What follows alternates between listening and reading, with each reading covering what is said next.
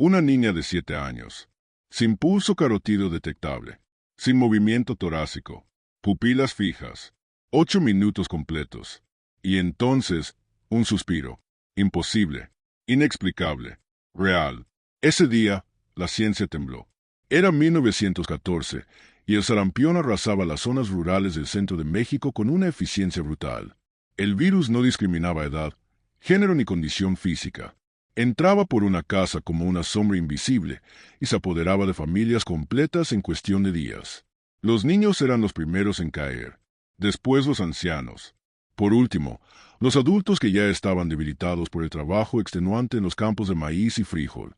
En comunidades rurales sin acceso a médicos, hospitales o medicamentos básicos, la tasa de mortalidad superaba el 60%. En algunas aldeas aisladas llegaba al 80%. Los números no eran oficiales porque nadie contabilizaba a los muertos en el interior profundo del México revolucionario. Pero los cementerios locales contaban la historia real. Filas interminables de cruces pequeñas, tumbas poco profundas cavadas a toda prisa, nombres escritos en madera que el sol borraría en pocos meses. Los niños morían en camas compartidas, tosiendo sangre, con fiebres que alcanzaban los 42 grados. Las madres los envolvían en mantas húmedas, cambiándolas cada hora, intentando bajar la temperatura que quemaba la piel como brasas. Los padres caminaban kilómetros bajo el sol abrasador buscando curanderos que prometían curas milagrosas con hierbas, rezos y cataplasmas de barro. Nada funcionaba. La enfermedad seguía su curso implacable, indiferente al dolor humano. Y el curso, casi siempre, terminaba en una tumba demasiado pequeña. El doctor Julián Herrera llevaba 35 días sin dormir más de 3 horas seguidas. 35 años de edad. Barba sin recortar desde hacía semanas, convertida en una masa densa e irregular que le cubría el mentón y las mejillas. Ojeras profundas como cavernas excavadas bajo los ojos, marcadas por capilares rotos y piel oscurecida por el agotamiento crónico. Manos manchadas de yodo que ya no conseguía limpiar completamente, ni siquiera frotando con jabón hasta que la piel quedaba enrojecida y dolorida. Herrera había estudiado en la Ciudad de México entre 1902 y 1908, en aulas con piso de mármol y profesores europeos que se habían formado en París, Berlín y Londres. Aprendió anatomía en cadáveres preservados con formaldehído. Estudió fisiología en laboratorios equipados con microscopios alemanes de lentes prismáticos. Practicó cirugía en hospitales con instrumentos esterilizados en autoclaves de última generación. Pero aquí, en San Miguel de las Cruces, un pueblo olvidado en el mapa del México central, todo ese conocimiento sofisticado parecía completamente inútil. No había penicilina. No existiría hasta 1928, 14 años en el futuro. No había oxígeno suplementario en cilindros de metal. No existían ventiladores mecánicos para asistir la respiración. No había suero fisiológico estéril en bolsas descartables. Solo agua hervida en ollas de hierro, compresas de algodón crudo, y las propias manos. La posta médica era una construcción de adobe con 3 habitaciones minúsculas. Paredes agrietadas que dejaban pasar corrientes de aire frío durante la noche y polvo durante el día. Techo de tejas rojas rotas que goteaban cuando llovía, formando charcos en el suelo de tierra apisonada. Una única lámpara de queroseno que parpadeaba constantemente, amenazando con apagarse en cualquier momento, proyectando sombras oscilantes sobre las paredes manchadas de humedad. Era esa estructura precaria lo único que separaba a decenas de niños moribundos de la muerte absoluta. Herrera atendía casos que se había perdidos desde el momento en que cruzaban la puerta. Niños con neumonías tan severas que los pulmones se llenaban de líquido hasta ahogarlos desde adentro, sin agua externa. Bebés con fiebres de 43 grados que convulsionaban violentamente hasta que el cerebro simplemente se apagaba como una vela extinguida por el viento. Cada muerte lo desgastaba un poco más. Cada niño que no lograba salvarse sumaba a una lista mental infinita que recitaba en soledad durante las noches de insomnio. Nombres, edades, causa de la muerte, hora exacta del último suspiro. Pero no se rendía. Jamás, porque rendirse significaba aceptar que todo estaba perdido. Y mientras hubiera un latido, por más débil que fuera, mientras hubiera una respiración, por más superficial, nada estaba verdaderamente perdido. Ángela llegó envuelta en una manta verde desteñida por años de uso y lavados con jabón casero. Tenía 7 años. Delgada, con ojos oscuros profundos como pozos de agua, piel morena tostada por el sol implacable del campo. Su madre, Una mujer de rostro envejecido prematuramente por el trabajo y el dolor la había cargado en brazos durante 2 horas por caminos de tierra irregular, subiendo y bajando colinas polvorientas, sin detenerse, sin descansar, solo avanzando, alimentada por la desesperación materna que ignora el cansancio y el dolor físico propio. Cuando cruzaron la puerta de la posta médica, la mujer ya no podía hablar. Solo extendió a la niña hacia Herrera con un gesto que contenía toda la súplica del mundo. La niña temblaba con espasmos que sacudían todo su cuerpo pequeño. Cada temblor era violento, como una descarga eléctrica atravesando músculos y nervios sin control. La fiebre irradiaba calor intenso incluso antes de cualquier contacto directo. Herrera podía sentirla a 30 centímetros de distancia, como si la niña fuera una estufa encendida. Herrera colocó la palma de la mano derecha sobre la frente ardiente. 40.3 grados Celsius. Peligrosamente alta. Suficientemente alta para causar daño neurológico irreversible si se mantenía por tiempo prolongado. El cerebro humano no fue diseñado para funcionar a esas temperaturas. Las proteínas comienzan a desnaturalizarse. Los neurotransmisores se degradan. Las neuronas disparan señales aleatorias y caóticas. La conciencia se fragmenta como un espejo roto. Tomó el pulso radial en la muñeca izquierda de la niña. Presionó suavemente con 2 dedos sobre la arteria. Contó mentalmente durante 15 segundos y multiplicó por 4. 120 latidos por minuto. Taquicardia severa. El corazón trabajando en sobremarcha, bombeando sangre desesperadamente, intentando compensar lo que los pulmones comprometidos no conseguían hacer.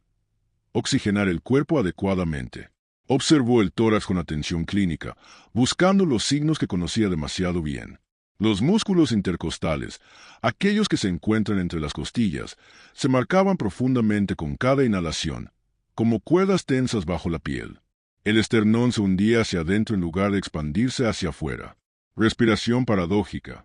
Señal inequívoca de agotamiento muscular absoluto. El cuerpo gastando las últimas reservas de energía solo para jalar aire. Presionó la uña del dedo índice de la niña hasta que la piel bajo la uña se volvió blanca. Soltó. Observó con atención el tiempo que tardaba en regresar el color rosado. Más de 3 segundos. Retorno capilar lento. Circulación periférica severamente comprometida. La sangre no estaba llegando adecuadamente a las extremidades. Herrera reconoció el patrón completo de inmediato. Lo había visto docenas de veces en las últimas semanas. Bronconeumonía secundaria al sarampión. Los pulmones gravemente inflamados. Tejido esponjoso convertido en masa sólida e inútil. Alveolos pulmonares.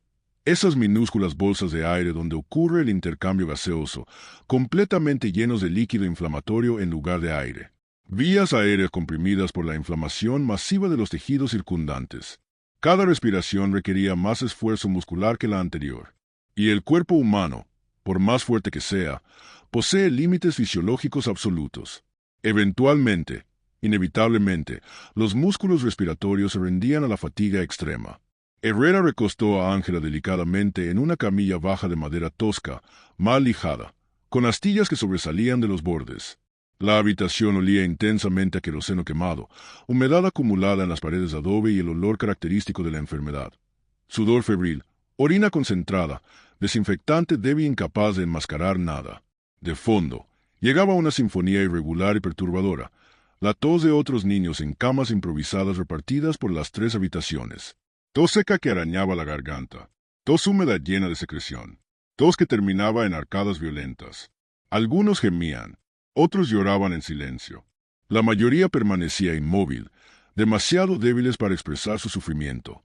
Herrera intentó calmar a Ángela con voz suave pero firme. Respira despacio, más despacio. Intenta relajarte. Pero la niña ya no tenía control consciente sobre su propia respiración. Cada inhalación se volvía más corta que la anterior. Cada exhalación, más débil y superficial.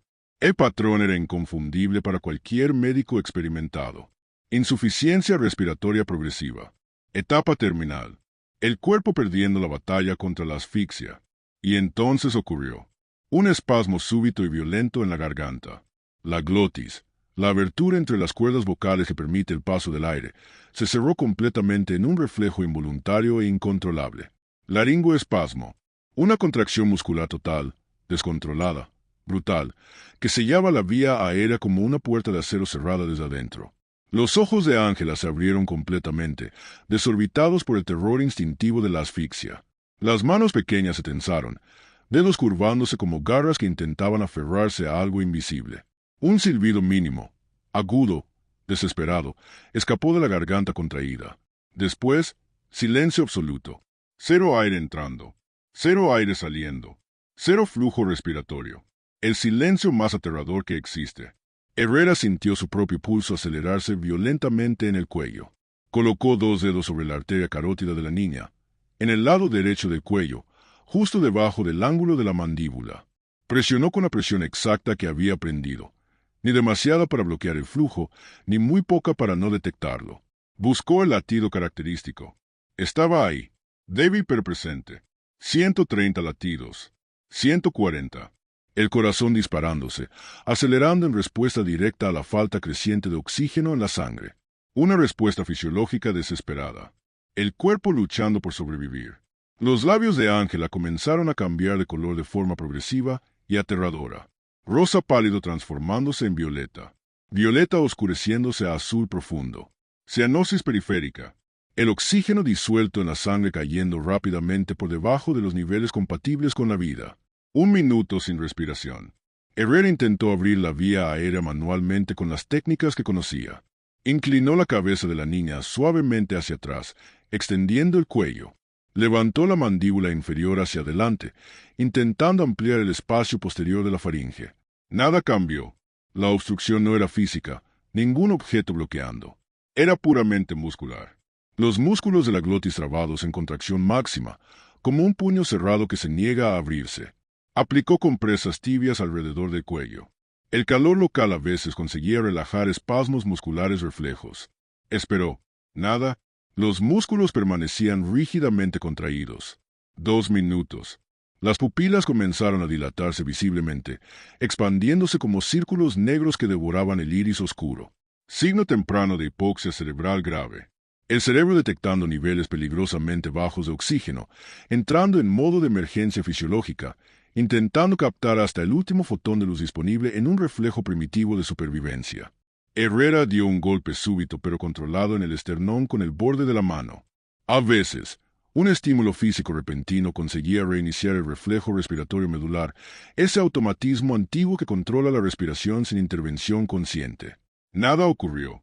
3 minutos. El cuerpo de Ángela se volvió completamente flácido de pronto, como si alguien hubiera cortado los hilos que sostenían una marioneta. Los brazos cayeron sin resistencia muscular alguna, colgando inertes a los lados de la camilla. Tono muscular totalmente perdido. Los ojos quedaron entreabiertos, la pupila dilatada fijando el techo de tejas rota sin ver realmente nada. Herrera buscó nuevamente el pulso carotídeo. Presionó con precisión anatómica exacta en el lugar correcto. Esperó 5 segundos completos. Nada, absolutamente nada. No había latido detectable. El corazón se había detenido. 4 minutos sin oxígeno. Sin pulso palpable. Herrera inició compresiones torácicas inmediatamente. No existían protocolos estandarizados de reanimación cardiopulmonar en 1914. No había cursos certificados ni manuales ilustrados con secuencias numeradas. Solo instinto médico. Solo desesperación controlada por la técnica aprendida en años de práctica. Posicionó ambas manos superpuestas en el centro del esternón de la niña. Presionó firmemente hacia abajo, hundiendo el pecho varios centímetros. 1 vez, 2, 3. Contó mentalmente hasta 30 compresiones, manteniendo un ritmo constante. Sus propias manos temblaban ligeramente, pero no se detuvo. 5 minutos. La piel de Ángela adquirió una tonalidad grisácea espantosa. Color de ceniza. Hipoxia tisular completa y generalizada. Cada célula del cuerpo pequeño gritando silenciosamente por oxígeno que ya no llegaba. La temperatura periférica comenzó a descender. Las extremidades, dedos de manos y pies, se enfriaron rápidamente al tacto. El cuerpo entrando en shock distributivo, la sangre concentrándose en los órganos vitales en un último intento de proteger lo esencial. 6 minutos.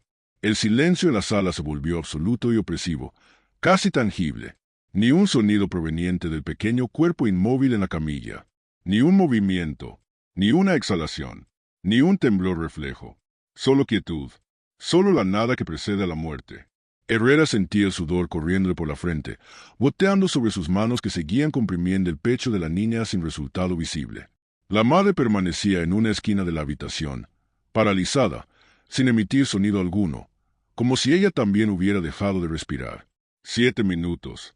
Herrera sabía exactamente lo que esos números significaban. Había leído los estudios. Había visto los casos.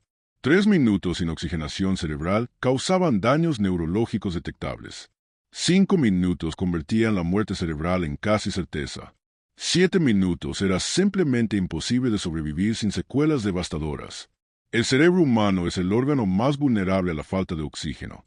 Las neuronas comienzan a morir después de 4 minutos. A los 6 minutos, el daño es generalmente irreversible. A los 7, la posibilidad de recuperación completa es estadísticamente nula. 8 minutos. Y entonces, inesperado, inexplicable, imposible, un temblor, mínimo, casi imperceptible. Un espasmo muscular diminuto en el lado izquierdo del cuello. Herrera congeló sus movimientos inmediatamente. Detuvo las compresiones. Se inclinó sobre la niña. Observó con intensidad absoluta, sin parpadear, sin respirar él mismo. El tórax se movió. 1 milímetro. 2 milímetros. Un suspiro. Agónico. Lento. Rasposo como papel de lija. Como si el cuerpo hubiera recordado súbitamente un conocimiento ancestral que había olvidado. ¿Cómo respirar? 10 segundos de silencio tenso, interminable. Otro suspiro. Más profundo esta vez. El laringoespasmo cediendo finalmente, misteriosamente. Los músculos de la glotis relajándose milímetro a milímetro, como un puño que lentamente se abre. Un hilo mínimo de aire consiguió entrar. Después otro hilo. Y otro más. Herrera presionó el oído directamente sobre el tórax de la niña, la camisa manchada de sudor contra su mejilla. Silencio inicial. Esperó sin respirar él mismo, conteniendo el aliento. Y entonces lo escuchó. Una contracción. Débil, irregular, pero inconfundiblemente real. El corazón enviando un latido después de más de 6 minutos sin pulso detectable en la palpación. 15 segundos después. Segundo latido. 20 segundos. Tercero. 25 segundos. Cuarto. 30 segundos. Quinto. El ritmo era errático, irregular, con pausas que parecían eternas, pero estaba presente. El corazón volviendo espontáneamente a la actividad, como una máquina antigua que se reinicia después de años de abandono. El color comenzó a regresar a los labios en una transformación casi imperceptible pero definitiva. Azul oscuro a violeta. Violeta a rosa pálido. Cambio mínimo, pero suficiente. Suficiente para significar vida donde había habido muerte. Herrera mantuvo compresas tibias en el pecho y cuello, renovándolas meticulosamente cada 10 minutos durante horas. El calor local ayudaba a prevenir otro espasmo laríngeo catastrófico.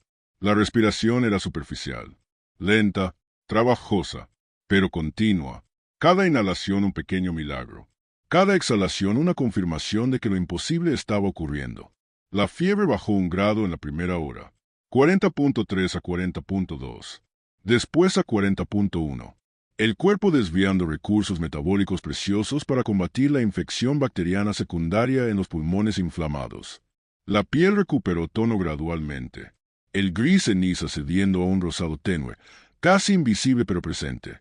Los dedos se movieron ligeramente, temblores reflejos mínimos regresando como señales de vida que volvían a encenderse una por una. A las 12 horas post-crisis, Herrera realizó pruebas neurológicas básicas con los recursos que tenía disponibles. Dirigió la luz de la lámpara de queroseno a los ojos de la niña. Las pupilas se contrajeron. Reflejo pupilar presente. Señal de función cerebral preservada, al menos parcialmente. A las 18 horas, Ángela tosió. Débil pero espontánea. Su propio cuerpo intentando limpiar las vías aéreas de la mucosidad acumulada. A las 23 horas, pudo beber agua. Pequeños sorbos administrados con una cuchara de madera. El acto de tragar funcionaba correctamente. Coordinación muscular intacta.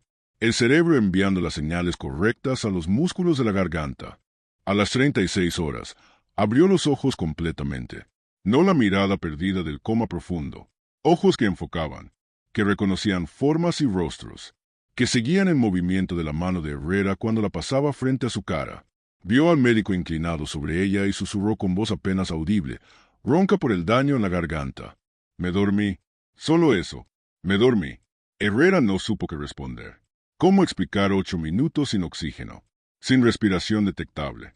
Sin pulso palpable. Y supervivencia completa. No existían palabras en ningún idioma para describir lo que había presenciado. Esa noche, cuando la posta médica quedó en silencio y solo se escuchaba la respiración de los niños dormidos, Herrera escribió en su cuaderno personal de tapas de cuero gastado: el cuerpo de esta niña atravesó un territorio donde la vida no debería existir. 8 minutos sin signos vitales detectables. Y sin embargo sobrevivió. Algo la sostuvo donde nada debería sostenerse. No comprende el mecanismo. Solo sé que lo presencié. La ciencia que conozco no tiene explicación para esto. Quizás algún día la tenga. O quizás hay cosas que la ciencia nunca podrá explicar completamente. Ángela sobrevivió completamente, sin secuelas neurológicas detectables, sin daño cognitivo aparente, sin problemas respiratorios crónicos que la persiguieran el resto de su vida. Vivió hasta los 79 años, en una casa pequeña del mismo pueblo donde casi murió, rodeada de hijos y nietos que nunca conocieron la historia completa. Nunca supo realmente cuán cerca estuvo. Nunca comprendió que había cruzado el límite que separa la vida de la muerte. Y había regresado. Herrera lo supo. Lo recordó cada día del resto de su carrera médica, cada vez que enfrentaba un caso imposible, cada vez que la ciencia le decía que no había esperanza. Y dejó escrito en ese mismo cuaderno, años después: el límite entre la vida y la muerte no es una línea clara trazada con precisión matemática. Es una ventana, pequeña, impredecible, imposible de detectar con los instrumentos que tenemos. Pero a veces, sin razón aparente, sin explicación fisiológica satisfactoria, esa ventana se abre, y lo que estaba perdido encuentra el camino de regreso. La pregunta permanece abierta, sin respuesta definitiva, flotando en el aire como el último suspiro de un moribundo. ¿Dónde termina exactamente la vida? 3 minutos sin aire, como dicen los manuales médicos modernos. 5 minutos, el umbral del daño irreversible según las estadísticas.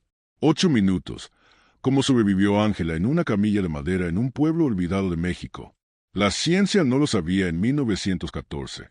Y quizás, después de todo este tiempo, después de todos los avances, después de todos los descubrimientos, aún no lo sabe con certeza. Archivo anatómico, donde la medicina revela sus secretos. Todos los personajes son ficticios, inspirados en contextos históricos reales.